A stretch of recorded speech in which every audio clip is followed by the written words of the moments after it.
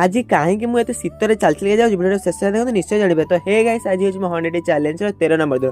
Then सकाल fast Muthe मो माए पड़े बनल स्पेशल अंडा आमलेट अंडा आमलेट बनाऊँ मुझे खाइबे ना ये पिलाटा जो आप देखुं यार ये वर्ष 10वीं परीक्षा ठाकुर ना जहाँ 10वीं टे भलसे पढ़ू ना मोर तो जो जाता मोर ही मन अच्छी केवल। देन आम पलि गोटे भोजी था तेणु आम दुकान स्टाफ सिपुआई मुआ सुमिता पलि आसलु खाइबा कम आप आगू देखले जानीपर आप सुंदर नजारार अनुभव पूरा नहीं पलि आसलु आम जो लोकेशन मैंने जो खाया हो। देन आम आसला हेतु आम दुकान बाहर गोटे भाई पलि आपने देखते आमर आगर भिडियो भी आपको देखा पाइबे।